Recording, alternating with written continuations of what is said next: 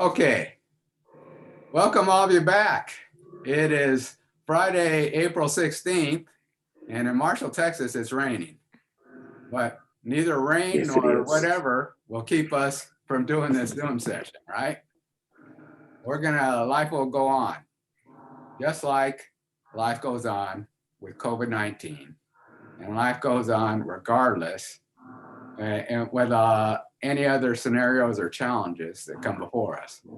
But the fact that there is COVID-19 out there, and the fact that there are other challenges in the job market environment is changing, that is something that might be useful for our students to hear about and address. And Jack, you might want to mute your phone right now or whatever, because it's coming in. But yeah, because I think that's the one that's interfering. But anyway, is it Jack? I think it is. I'm going to go ahead and. Okay, I went ahead and muted him. Yeah, I got rid of it. Jack, I muted you. I hope you, just unmute when you're ready to say something, please. And I'll say that to everyone else, because there was some background noise behind you. One thing that I did make clear to all of you is that it's very important the impression you make with prospective employers and how you present yourself. Matter of fact, in one of the other classes that I'm doing for the UNCF Koch Foundation, one of the things that we have that's a very vital lesson that the people learn is something called, how do you do an elevator pitch? And do some of you know what an elevator pitch is? Anyone want to take a? You want to make a lead when you meet someone in the elevator and you want to make a good impression on them? That's right. And you only have 1 minute to do it. Wow. And so what we do in the UNCF Koch Foundation is we tell our students, our scholars that we're mentoring, we tell them to record a video, 1 minute video on how you would sell yourself and present yourself if you got into an elevator with a person that you would love to work for. And that was your dream job, dream position. But you only had a minute. And you had to sell yourself to them. Not the easiest thing in the world to do. But that might be one of the things that we discuss in this session. Now I'm going to go ahead and as most of you hopefully already know, I'm Dr. Jeffrey Hedrick. I'm the Department Chair of Mass Communications, and I'm hoping most of my mass communication students are in here. I'm going to go ahead and go around as the carousel here that I have up above, and let's start with Wendy. Introduce yourself and what organization you're from. Hi, I'm Wendy Weigel. I am the editor of the Marshall News Messenger. And so I've been here about 1.5 years now and looking forward to talking to you guys. I see Jack up there, Jack Canson. I'm gonna unmute. Jack, are you there?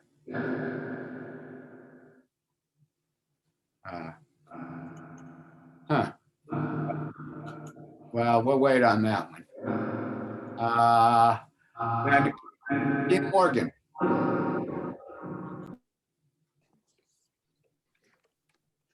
My turn? Mm-hmm. Yeah, my name is Keenan Morgan. I'm an independent director and producer, film director and producer. And I'm based out of Dallas, Texas. Very good. Good to meet you. Robin Richardson. Unmute.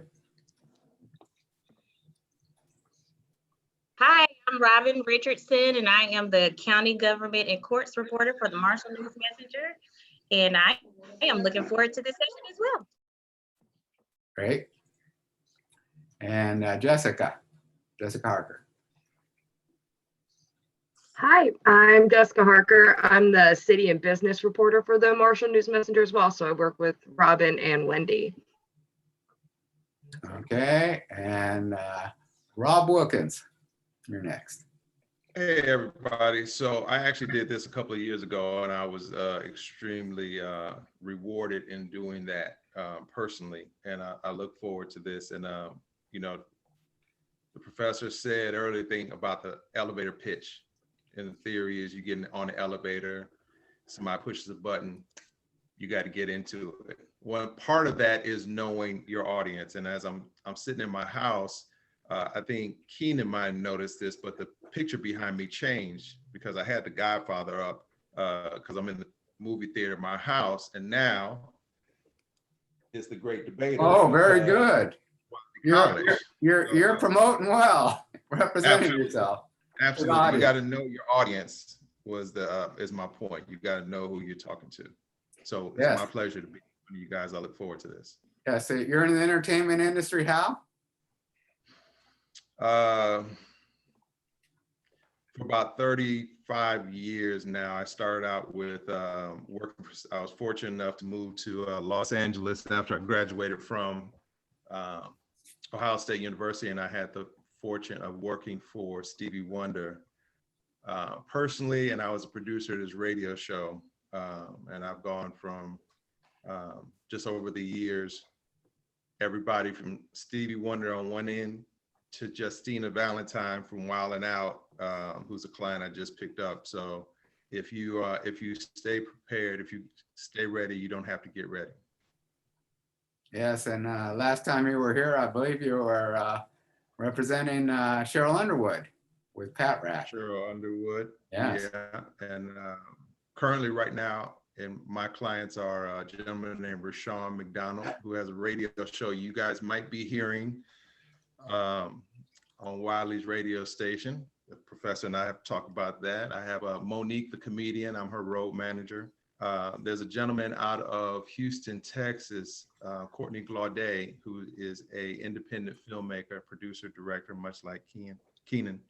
And I'm his manager as well. So I have a stable of clients, all very interesting, and I work hard for all of them. Very good. Now, I think that's all the professionals that are in there right now at the moment. We'll probably, unless I missed one. Did I miss one?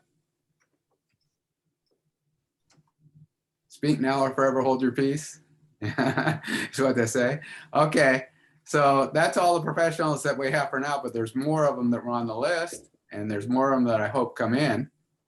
But I will start this off and get the ball rolling by saying that I will say this for the professionals and for my students as well, that networking is extremely important, especially when you're doing stuff from a distance. It makes it even more challenging because, you know, a Facebook friend isn't the same as an in-person friend, right? Not necessarily, at least. Because they can just be a friend that you just hit the button to friend them and you don't even really know who they are 20% of the time, something like that, half the time. Who knows? But the point I'm making being is you as a student and you as a prospective media professional need to start cultivating your resources and acquiring a network. And they tell us this all the time when we're in academia. In academia, they said you got to start your own university, your own college. And everybody you make friends with is one of your contacts or colleagues or acquaintances in Jeffrey Hedrick University. So they tell us the importance of that in regard to mass communication and about being in academia. It isn't much different in other disciplines.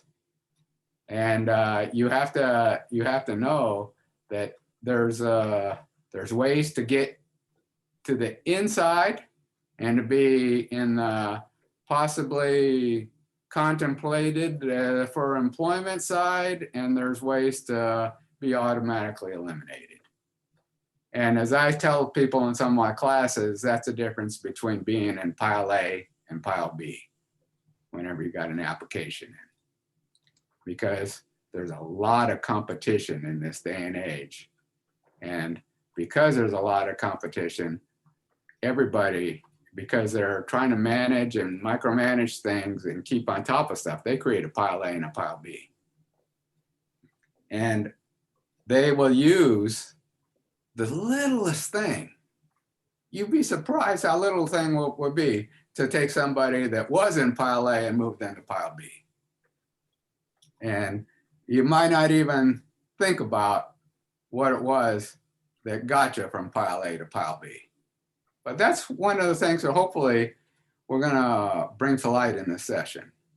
Because this is a session that happens in April, and the graduating seniors, I tell all of them, you gotta be in this session. Because you gotta know what people are gonna be looking for on your resume.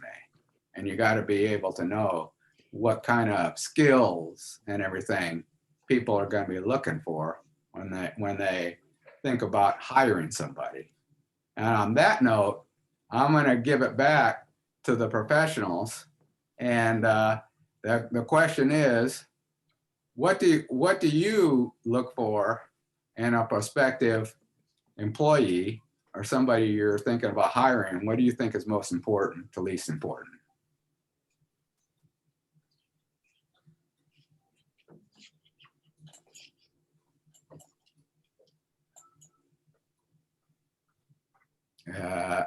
Anybody, you want me to start calling people or? Like to speak on that? Okay. Okay. I think one of the main things that you, and this is Robin with Marshall News Messenger. I think one of the main things that's important is your passion. Whatever you're seeking out to do, I think that's very important for an employer to see that you're very passionate about your career and what you're doing. I know when I started out, I had clips available, what we call clips, like samples of your writing, your publications, to show how passionate I was. I came here at the Marshall News Messenger, and they didn't even have a vacant reporter position. But I came and I said, hey, I just graduated. I did an internship. I actually did do an internship at the Marshall News Messenger prior to, and at the Houston Chronicle and other places. But it was their passion that really got me in the door. That lets them know that you're for real about that career. You know what you're doing. And I'm still passionate about my career today. So I think passion is a key to, that's something that we look for. We've had people here that weren't passionate about it. In the field of journalism, you have to be passionate about it. We don't get paid millions of dollars, or even, it's not a career that you're going to get rich. So you have to be passionate about wanting to inform your community, wanting to tell those important stories, and wanting to make a difference. So passion is something that we definitely look for. One of the things.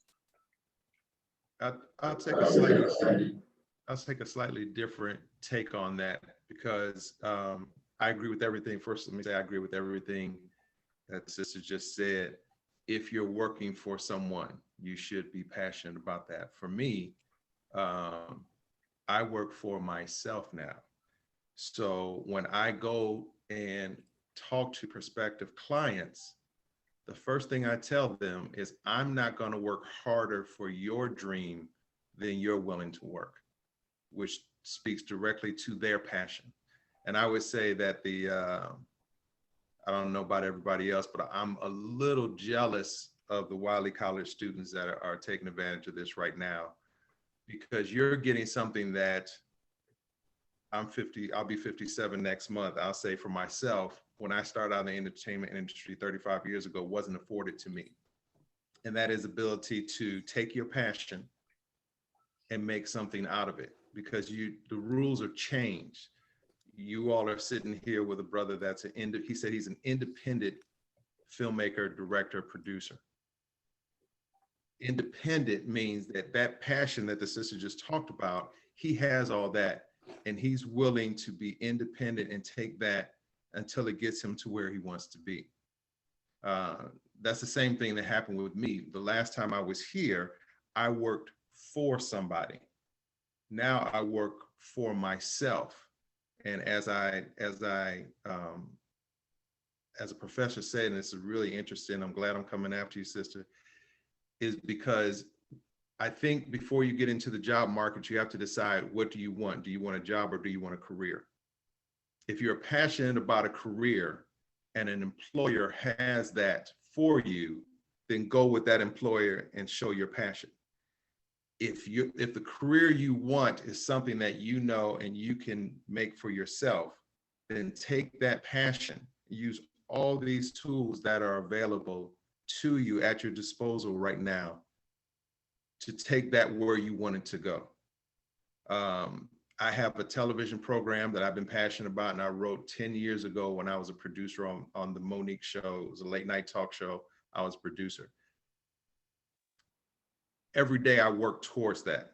In the meantime, I'm very good at managing people, and from going from Stevie Wonder to Justina Valentine, basically from Motown to Wild 'N Out, my passion for taking care of my clients is what keeps people calling back and saying, hey, Rob, I got some information for you. I got somebody I want you to talk to. So I think one of the things that you have to decide as you're going out of here, getting ready to graduate, will graduate, is, am I passionate enough about what I want to do to go give my time to somebody else and explore it that way? Or do I want to take that same passion and become independent and do what I'm doing for myself, not taking no for an answer? Because the sister did not take no for an answer, and I'm sure Brother Morgan does not take no for an answer when he's going after what he has. So no, this is a great time to figure out what you want to do. When you do figure it out, don't let anybody stop you. That's all I got to say about that right now.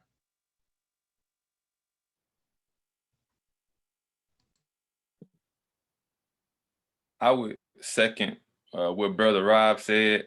You can hear me okay?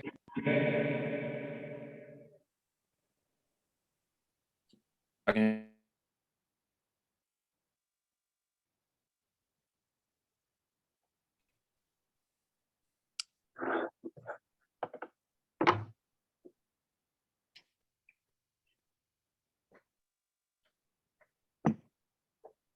Inside, and most recently I did do some more things on the major side with CNN and HGTV over the last 2 months, and Lionsgate over the last 2 months.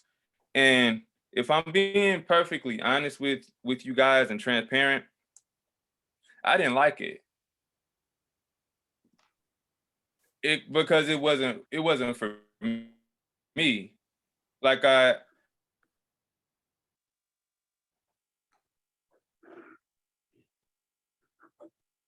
work recognized and being able to work alongside people who are well known. For instance, the show that I was working for, which was a great show.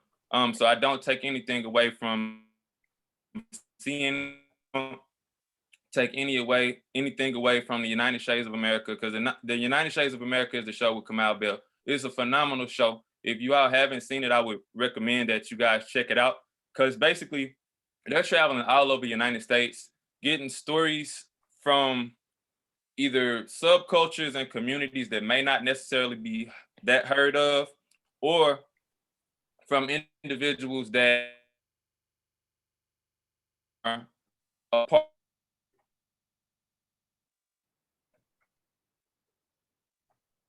For me, I'm having a little bit of trouble with working on larger sets because our goals aren't necessarily aligning. For instance, like when you come into a major production, and if you're starting out as a PA, typically from your production coordinator on up to your executives, they're wanting you to fulfill a role. meaning that you need to do what we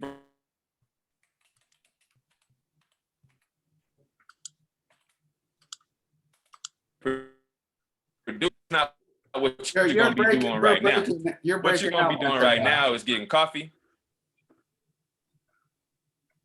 We don't have the best connection with you, but I wanted to jump in and say a PA is a production assistant, and that's pretty much an entry level, close to entry level position, right? Wouldn't you say? Yes, sir. A PA is an entry level position. And for college students, listen, I wish I started on the radio side, but had I not started on the radio side and started immediately in film, I would have been a PA right out of college. And so for you all that are interested in going into film and television and you're graduating seniors, I would start looking for production assistant jobs right now. Like if you want to work in the entertainment industry in television and film, even in radio, they have, I think they call them promotional assistants in some radio stations, which I was also doing that. What I'm saying is, from my perspective,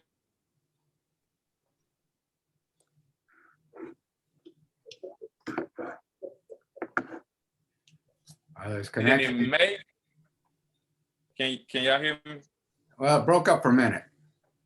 If you're somebody who is passionate about a vision that you have, it may be within your best interest to try to work that vision on out as opposed to going into major entertainment.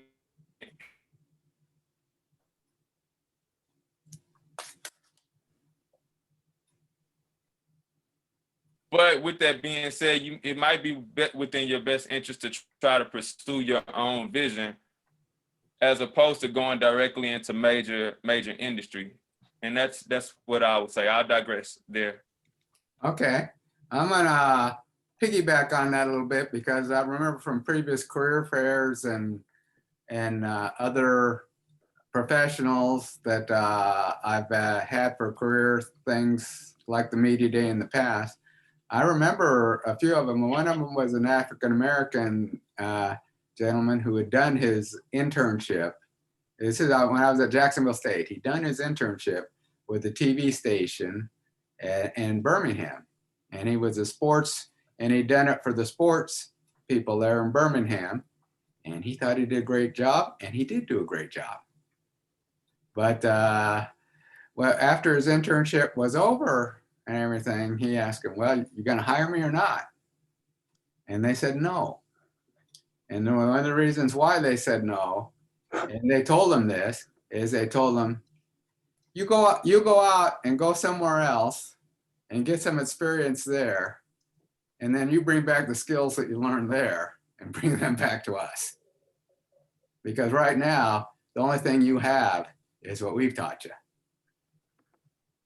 And so we like you, and we like your attitude, we like everything about you, but we could use some more. That makes sense.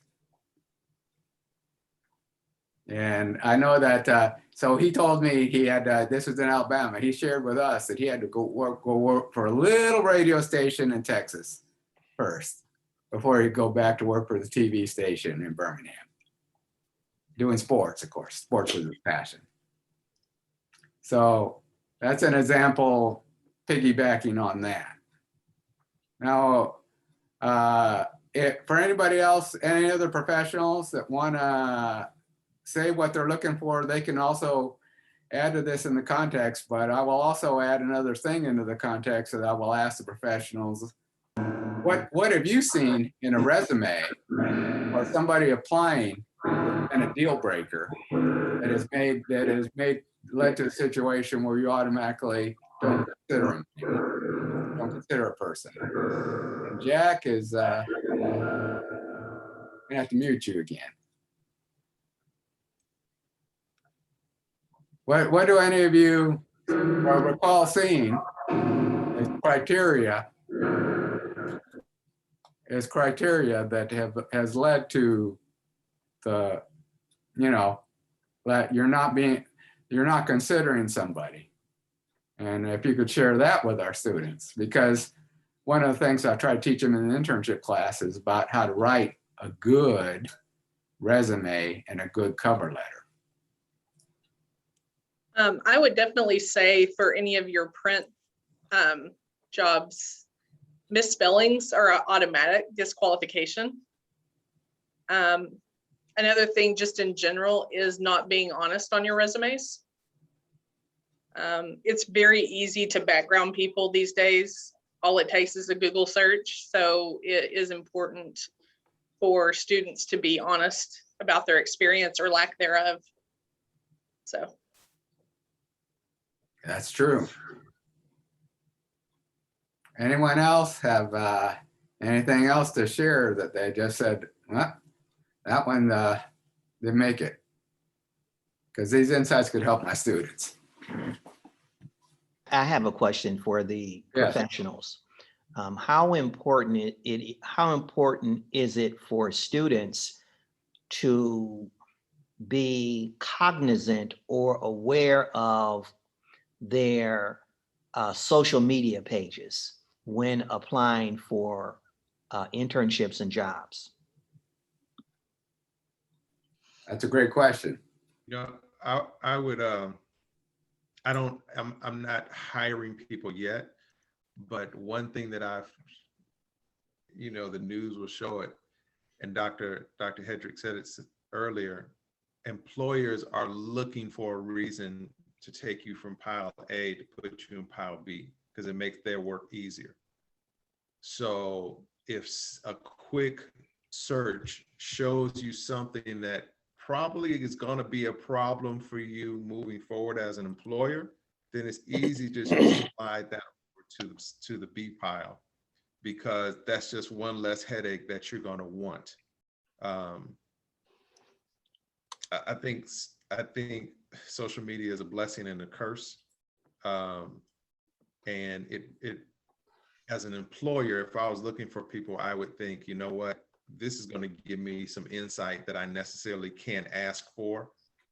But if you're willing to do something that may look objectionable on your social media, you're helping me out. You're helping me slide you in pile B, because the last thing I want for my company right now is to be in a situation where somebody's going to bring something that's going to hurt my brand.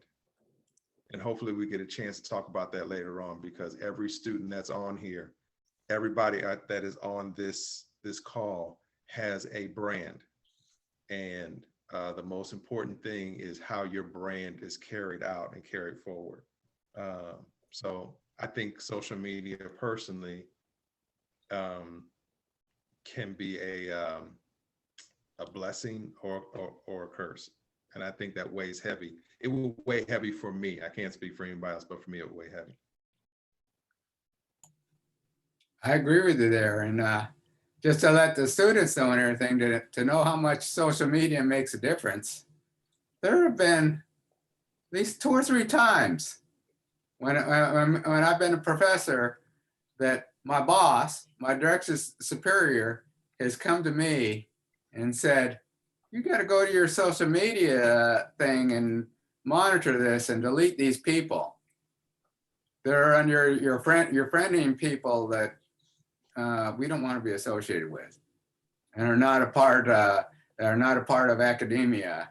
And I had to clean up my friend list at Jacksonville State, and I had to look at it once before. So now, in this day and age, I make it a point not to automatically accept somebody as my friend unless without looking and looking pretty hard to figure out why on earth are they friending me. Because I'm not about building up the number of friends, as where did they find out about me and why on earth are they friending me? And if I can get an answer to that and it's a decent answer, then I'll consider friending them. But you know, and unfortunately, it's that little thing that people don't think about. And I'll leave it up to anybody else that wants to reply about social media. So Yeah, so going back a little bit to the social media thing, I graduated from college fairly recently in 2018. And even back before I graduated, I remember when I was still in school, my professors made a very big deal about making sure our social media account reflected who we were as people.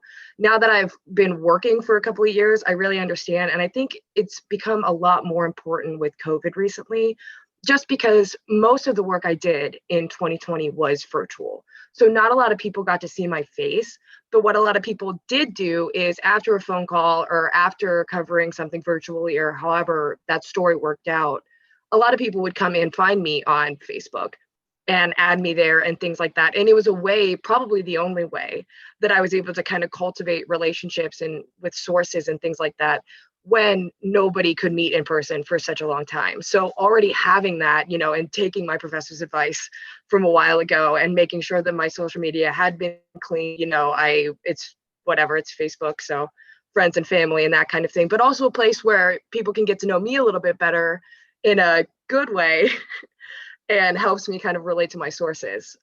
So it works twofold in that way. It can really help you professionally as well if you have it the way that you want it to be. I would kind of piggyback on that and say that in media, especially social media presences are very, very important.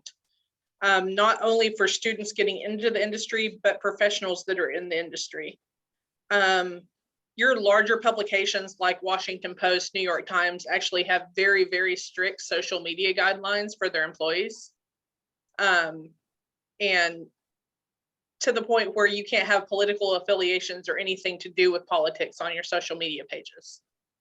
So it's just really important to think about, hey, would I want a future employer to see that on my page? Yes, in the divided states of America, unfortunately divided by politics, I will agree with you 150% about the politics issue. I try to avoid political issues on my social media accounts because I know that not everybody is going to agree with them and not everybody is going to take it right. And it's best to avoid the conflict or the controversy in those situations. And that's where Facebook and my use of Facebook has changed dramatically into what Facebook was to me 10 years ago. 10 or 15 years ago, I really didn't hesitate like I do now about talking about politics.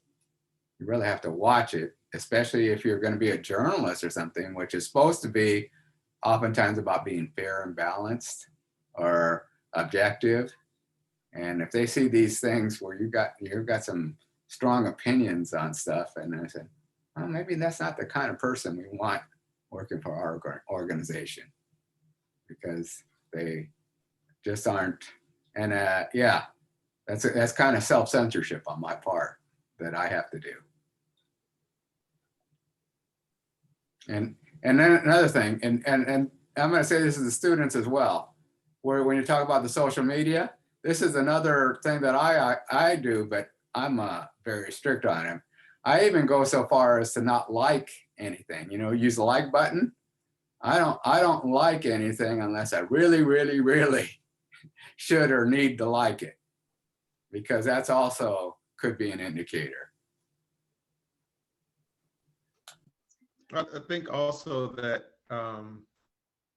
you'll hear me talk about brand a lot, because as I have different clients, I am a representative of that brand. When I was working for Anita Baker, if I did something at one of those concerts, it wouldn't be Anita Baker, it wouldn't be Rob Wilkins, so and so and so and so.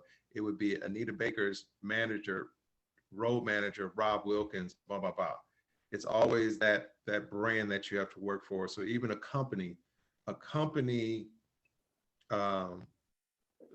if you look at a company as that pile A and B again, weighing somebody, and it's like, is this person going to enhance or detract from our brand? When I talk to people now and they do their research on me, you're not going to find anything crazy on social media.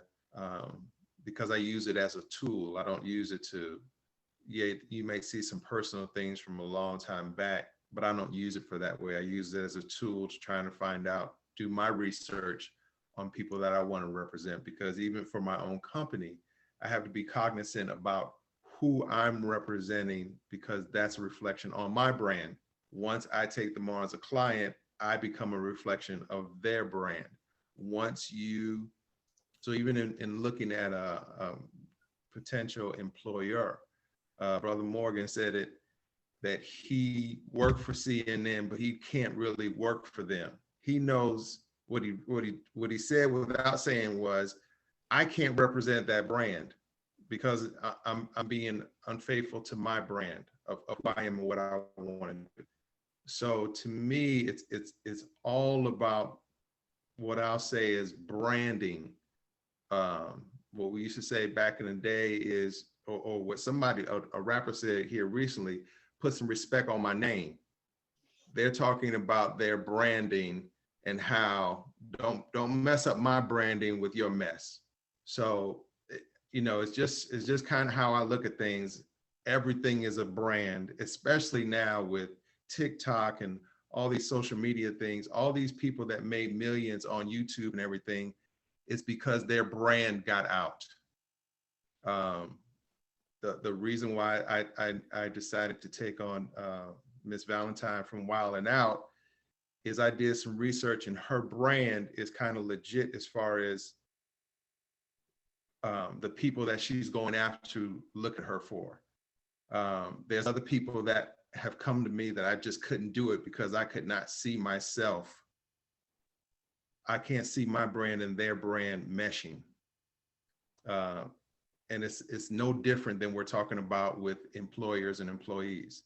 If you're going there to just get a check and you don't have the passion that Sister Richardson said, that will show up with the quickness. You'll be unhappy and they will be too. So that I'm a brand cat. So you will hear me talk about that and how important that is. I agree with you and what you're saying there. And I tell my students about the social media, when something gets popular on social media, it goes viral.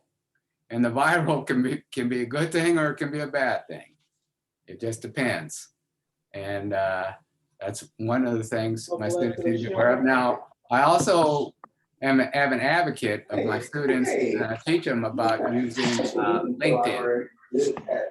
And LinkedIn, how do you professionals, how do you use LinkedIn, and how important do you think LinkedIn is to you?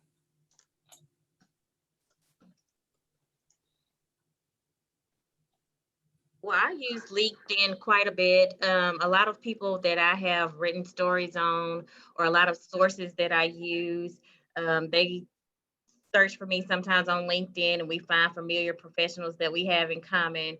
So LinkedIn is a good tool, a good networking tool, I would say, especially being a journalist. That's another avenue to gain a source or look for a source, or just someone else in your field. You never know if there's, and I've also had job opportunities sent to me,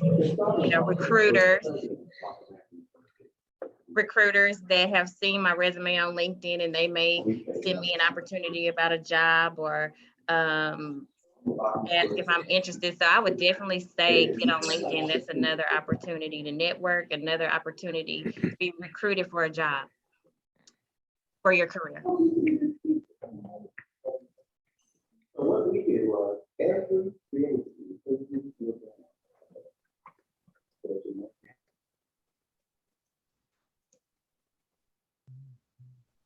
I'm sorry, I just had to mute WC students, Mr. Fogg, because he was doing some background noise.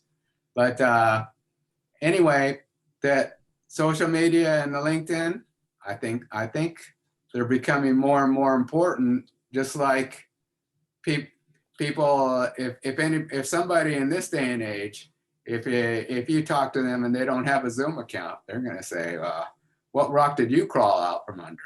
Or something.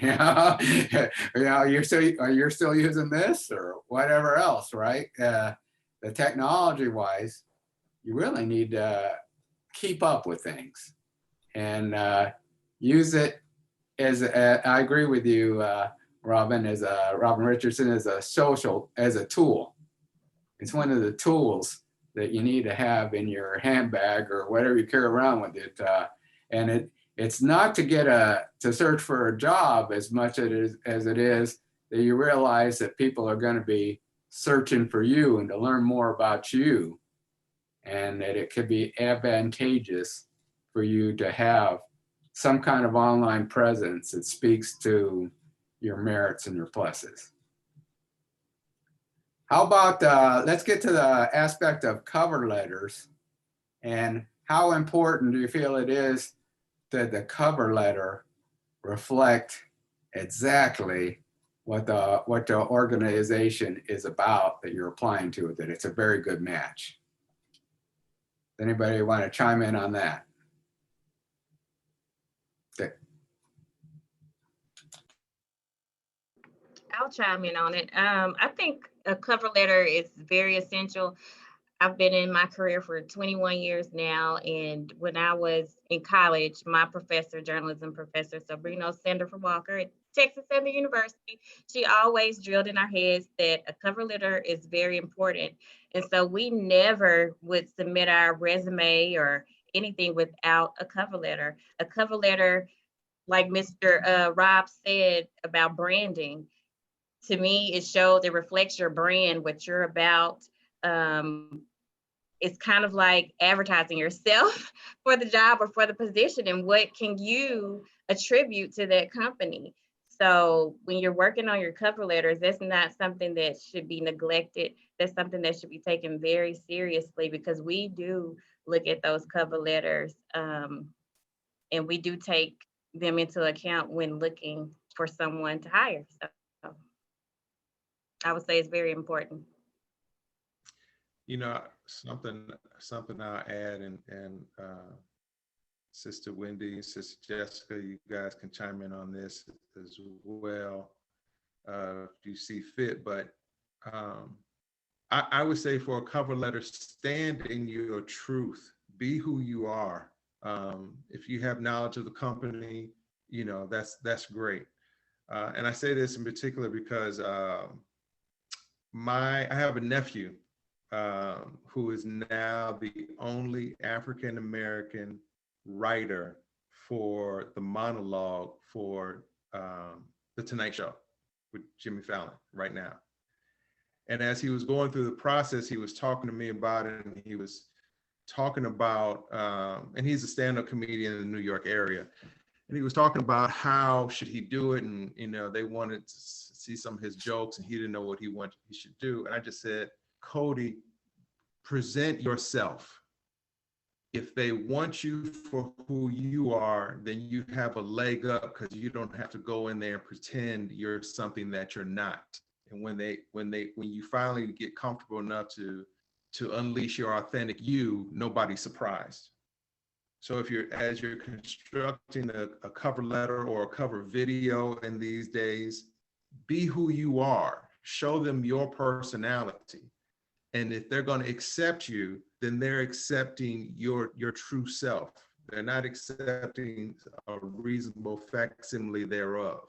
And I just think that's important. I think that's a big change from back in the day, putting a cover letter together, because now you can submit a video, you can get on a Zoom call. But I think the most important thing, whether you get the job or not, whether you move from pile A to B or now B to A versus this cover letter, if stay true to who you are.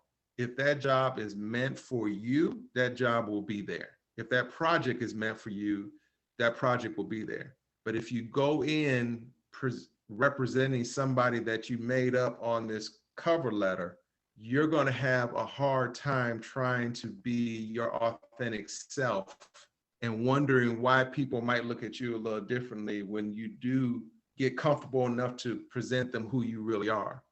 So whether you get it or not, in my humble opinion, represent your truest self in that document, in that video, And that way, when they understand who you are and they decide they want to bring you into whatever it is, nobody is shocked. You're not shocked. You're not stifled. And they certainly, you can always go back to, wait, go look at the cover letter, because this is exactly who I am. So. Very good. I agree. I agree with that. And I will share with my students that, you know, when you're applying for a position now in this day and age, because of the amount of competition and what goes along with it, if you ever get to the interview stage, the first question they'll always ask you is, why us, and what attracted you to this position? And if you don't have very good answers to that question, you're probably going to get eliminated right away. But do the professionals have any tips on what might be a good thing to say for those?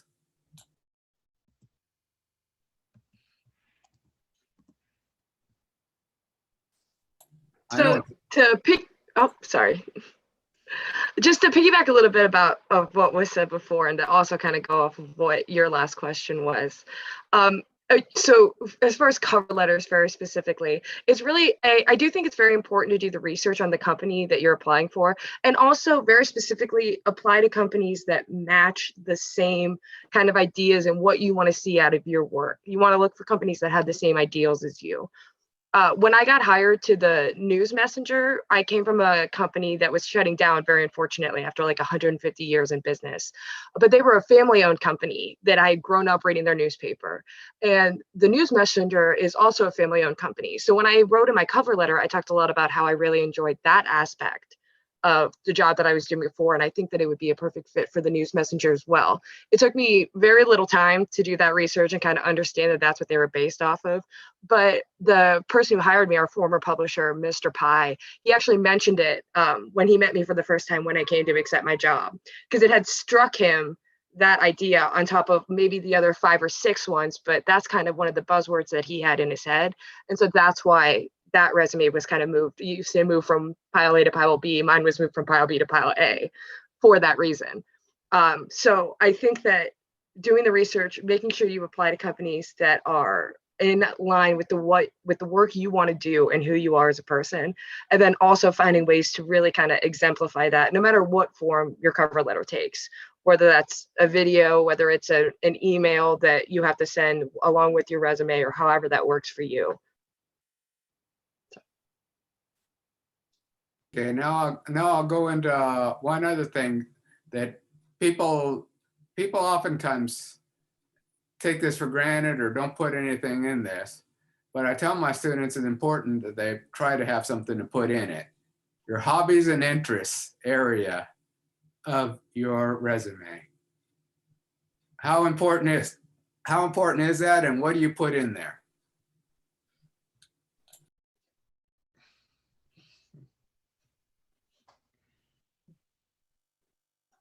I would say it's important to your future employer to know a little bit more about yourself.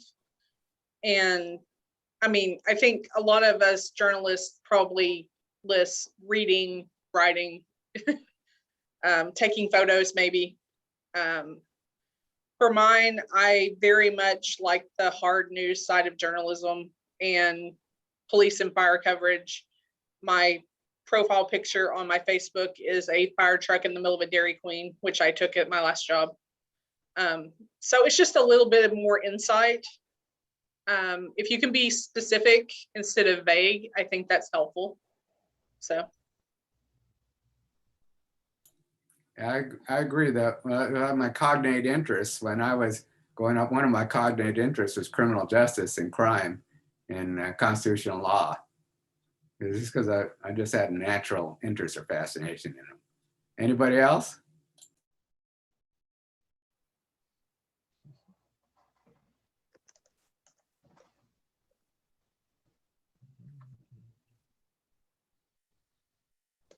Okay, let's go on to the next. I'm going to open it up for the students right now, since we're getting closer to the end of the session.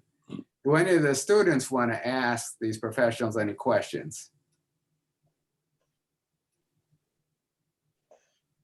Hello, everyone.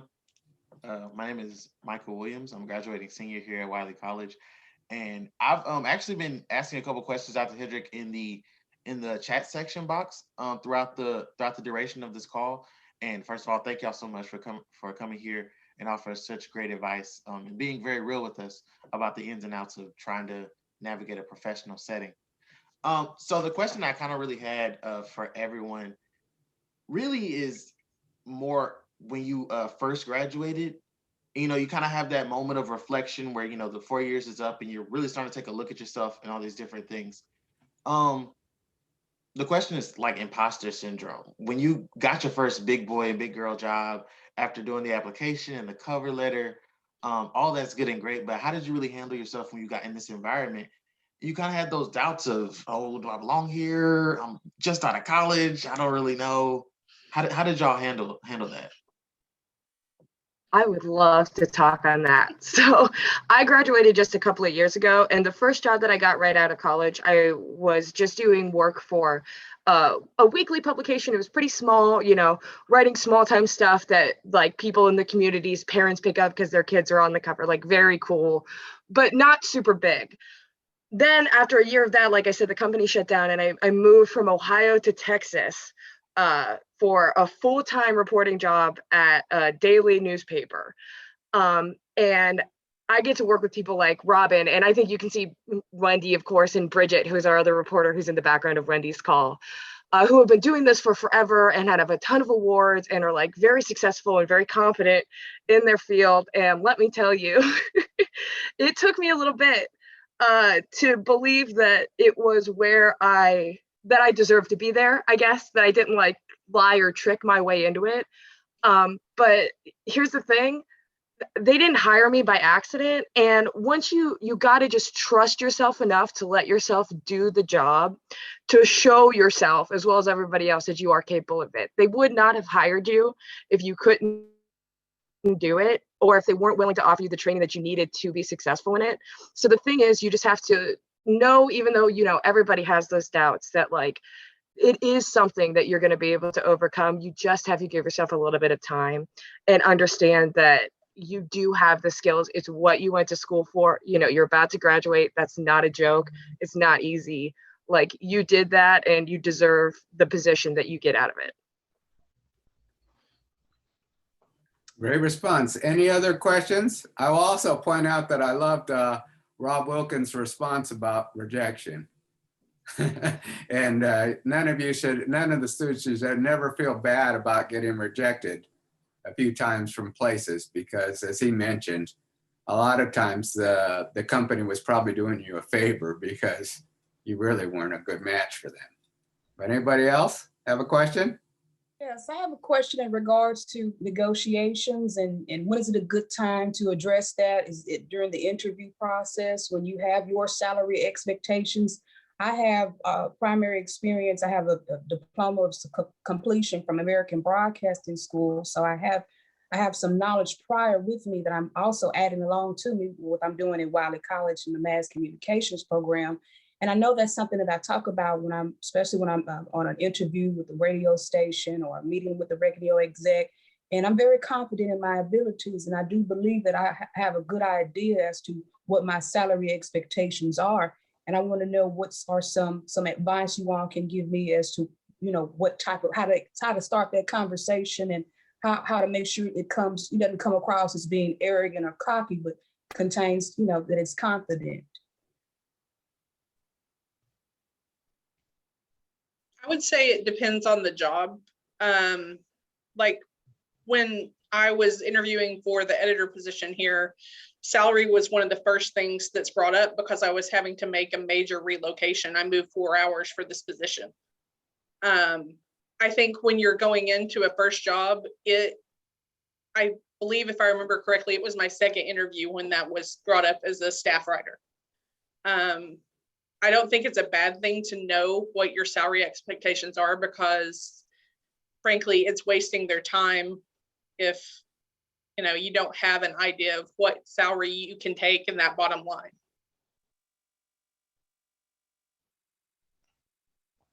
I would agree with Wendy, and I would say this. So for me, with what I'm currently doing, I'm actually, my company actually, if you will, demands a fee for my services. So same thing. But for me, the negotiation kind of goes, I have to see, first of all, if that person is a match for me.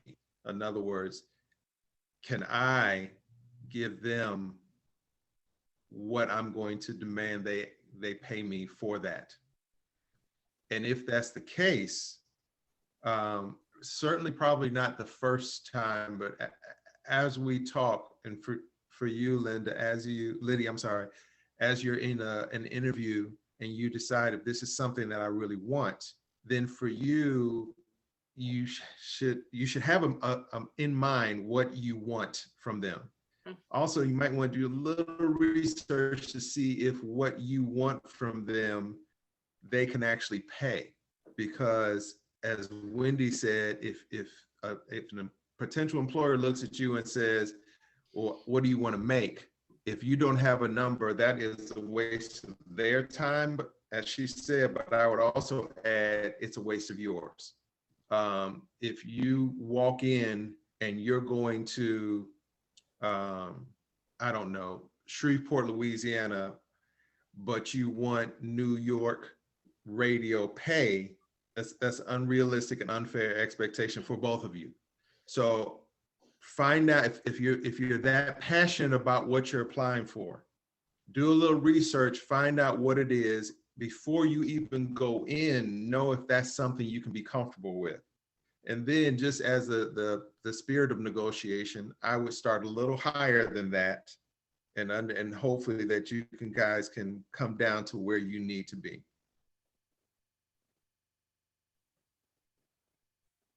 Thank you. No problem. Very good. We're getting close to the end, and in the interest of time and everything else, I will point out one thing first, that the students can interact and ask for the contact information via the website if they so desire. And there's also the chat feature here if they so desire. If either one of them, or if either one of those things works for you. But I want to thank all of the people who came in and gave of their precious time to help mass comm students and HBCU students that are logged into this session, to give them some insights, to know a little bit more about what to expect, as many of them, I would say there's at least half a dozen of them in this session, are matriculating or going on to graduation. Because like several of you were saying, Rob Wilkins says, it's about branding yourself. It's about promoting yourself. It's about selling yourself. It's about what kind of image you have, how you present yourself. These are all important things. And you can't ignore any of them, these considerations in this day and age. I want to thank all of you for being a part of this session, and thank the students as well. And I will give you a minute or two before I will close the session with a close recording. But the session won't end, because I encourage all of you to continue on into the next session. The next session is the student competition. We got 3 research papers, and we got 2 multimedia projects. If I could just say one thing to all the students that are on this, and my closing thing to all of you guys, and Micah, Lydia, I don't know if she's still on, but guys, you have the thing that I didn't have when I was in where you sit right now. You have an opportunity to do whatever it is that you want to do, because you can do movies with this. You can do radio shows with this. You can do podcasts with this. So that when you go to an employer and you say, hey, I want to come and work for your radio station or whatever, and they say, oh, what have you done? Well, listen to my podcast. You get a real sense of what I can offer for you. The world literally is at your fingertips. When I did this a couple of years ago with the students, when I was fortunate enough to come to Wiley College in person to do this, I told the students that literally you can do whatever it is that you want to do, and you don't have to worry or wait for somebody's approval. You can, Micah, you can post, you can do a movie right now, TikTok, Instagram, Reels, whatever, and post it and get a viral hit and be in a completely different mindset 24 hours from now. Whatever you have a passion for, soak in all the knowledge from those who are trying to give it to you, and do whatever it is that your heart desires, as long as it's legal. And that's all I got to say about it. Appreciate those comments. And I want to ask all of you, is it okay if I put on the website, when next to your name, if I highlight it and put your email address on there so that people can email you? Sure. Yes, confirmations from Keenan, okay with you too? And others? Yeah, okay. I'll go ahead and do that way to make it more interactive and easier for people to find others. I will go ahead and update the feature there on the website for session 3 for that. So anybody can get in contact with anybody that way. And I'm going to end the session on that note. Thank you all for coming. It really was a pleasure having you. Thanks, guys.